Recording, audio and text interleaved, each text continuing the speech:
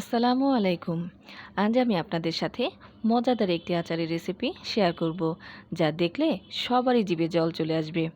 এই আচারটি খুবই সহজে তৈরি করে সারা বছর পর্যন্ত সংরক্ষণ করা যায়। তাহলে চলুন দেখে নিই কীভাবে তেঁতুলের টকঝাল মিষ্টি আচার তৈরি করতে হয়।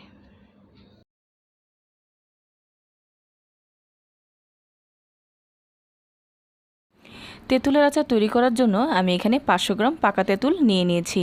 আপনারা অবশ্যই চেষ্টা করবেন নতুন তেঁতুলটা নেওয়ার জন্য। পুরাতন তেঁতুলের আচার খুব বেশি ভালো হয় না। নতুন তেঁতুলের আচার খুবই সুস্বাদু ও মজাদার হয়।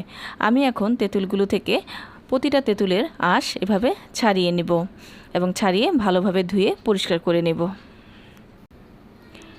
আমি সবগুলো তেঁতুলকে আঁশ ছাড়িয়ে ধুয়ে নিয়েছি ভালোভাবে। এখন আমি হাফ কাপ পরিমাণ পানি দিয়ে দিচ্ছি। এখন আমি তেঁতুলগুলোকে 20 মিনিটের জন্য ভিজিয়ে রাখব। 20 মিনিট পরে আমি তেঁতুলগুলোকে হালকা চটকিয়ে নিব, কিন্তু অবশ্যই খেয়াল রাখবেন বিচিগুলোকে যেন বের না করবেন। আপনারা শুধু প্রতিটা তেঁতুল এভাবে ভেঙে ভেঙে দিবেন, তাহলে আচারটা খুবই মজাদার হবে। আমি সবগুলো বিচিকে ভেঙে দিয়েছি। দেখুন আমার প্রতিটা বিচি ভাঙা, এই যে প্রতিটা বিচি ভাঙা। এখন আমি চুলায় চলে যাব। চুলায় আমি একটি প্যান বসিয়ে নিয়েছি। আমি এখানে 1 কাপ পরিমাণ সরিষার তেল দিয়ে নিচ্ছি। এখন দিয়ে দিচ্ছি আমি 1 টেবিল চামচ পরিমাণ রসুন বাটা। আপনারা ইচ্ছা করলে এখানে রসুন কুচিও ব্যবহার করতে পারেন। আর চুলার আঁচটি আমার অবশ্যই এখানে মিডিয়াম রাখতে হবে। সম্পূর্ণ আচারটি আমি মিডিয়াম হিটে তৈরি করব। এখন আমি দিয়ে দিব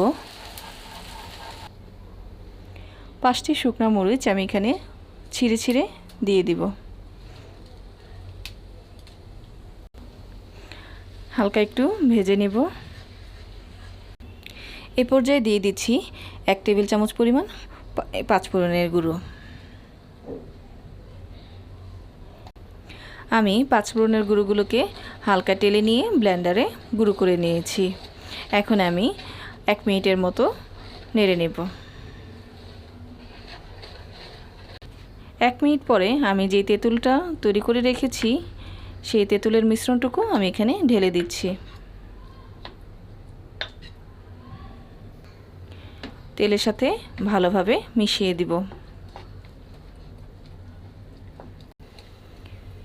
আমি তেলের সাথে ভালোভাবে মিশিয়ে দিয়েছি। এখন এভাবে আমি 5 মিনিট পর্যন্ত তেঁতুলটা আচারের সাথে ভালোভাবে নেড়ে নেব।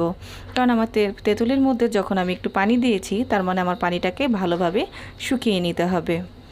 এভাবে ঘন ঘন নেড়ে আমার আচারটাকে 5 মিনিট কষাতে হবে। এখন আমি দিয়ে দিচ্ছি 1 চা চামচ পরিমাণ লবণ, দিয়ে ভালোভাবে মিশিয়ে দিব। এখন আমি দিয়ে দিচ্ছি 1 চা চামচ পরিমাণ মরিচ গুঁড়ো, দিয়ে ভালোভাবে আবার মিশিয়ে নিব।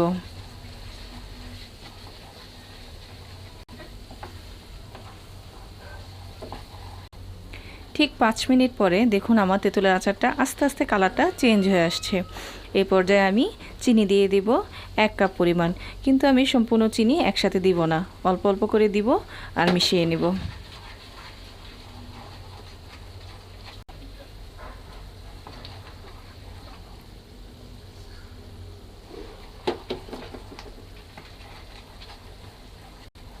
বাকি চিনিটাও দিয়ে আমি ভালোভাবে মিশিয়ে নিচ্ছি। চিনিটা দেওয়ার পরে অল্প একটু পানি ছেড়ে আসবে। অবশ্যই সেটা আস্তে আস্তে আরও শুকিয়ে নিতে হবে। দেখুন কি সুন্দর একটা কালার চলে আসছে। আমি তো খুব সুন্দর একটা গন্ধ পাচ্ছি। আপনারাও নিশ্চয়ই পাচ্ছেন। অবশ্যই আপনারা বাসায় এই রেসিপিটি ট্রাই করবেন। আমি এখন ভালোভাবে মিশিয়ে নিচ্ছি। এখন আমি দিয়ে দিচ্ছি 2 টেবিল চামচ পরিমাণ সাদা ভিনেগার, দিয়ে আবারও ভালোভাবে মিশিয়ে নেব। এই ভিনেগারটি আমার আচারটিকে দীর্ঘদিন পর্যন্ত ভালো রাখবে এবং আচারে কোনো প্রকার ফাঙ্গাস পড়বে না। এইভাবে আরও 5 মিনিট আমাকে ঘন ঘন নাড়তে হবে, তাহলে আচারের সম্পূর্ণ কালারটি চলে আসবে। দেখুন আমার আচারের কালারটা কতটাই সুন্দর হয়েছে। এই পর্যায়ে আপনারা অবশ্যই চিনিটা চেক করে নেবেন। আমার তো চিনি প্রয়োজন হয়নি, আপনাদের প্রয়োজন মতো অবশ্যই আপনারা চিনিটা এখানে ব্যবহার করবেন। আমি এখন দিয়ে দিচ্ছি 1 চা চামচ পরিমাণ পাঁচফোড়নের গুঁড়ো, দিয়ে আরও 2 মিনিটের মতো ভালোভাবে রান্না করে নেব। ঠিক 2 মিনিট পরে দেখুন আমার আচারটার উপরে তেলটা ভেসে উঠেছে এবং প্যানটা থেকে আমার আচারটিকে ছেড়ে আসছে। ঠিক তখনই আপনারা বুঝতে পারবেন যে আচারটি একদম পারফেক্টভাবে তৈরি হয়ে গিয়েছে। দেখুন প্যান থেকে আচারটা কিভাবে উঠে আসছে। এই পর্যায়ে আমি চুলা থেকে নামিয়ে ঠান্ডা করে নেব। তৈরি হয়ে গেল মজাদার টক ঝাল মিষ্টি তেঁতুলের আচার। এই আচারটি আপনারা অবশ্যই একটি কাচের জারে সংরক্ষণ করবেন এবং আচারটি খাওয়ার সময় অবশ্যই শুকনো চামচ ব্যবহার করবেন। তাহলে দেখবেন আচারে আর কোনো প্রকার ফাঙ্গাস পড়বে না। আমার এই আচারের রেসিপিটি যদি আপনাদের ভালো লেগে থাকে, আমার চ্যানেলটি এখনই সাবস্ক্রাইব করে আমার পাশে থাকবেন। আজকে তাহলে এই পর্যন্তই। আল্লাহ হাফেজ।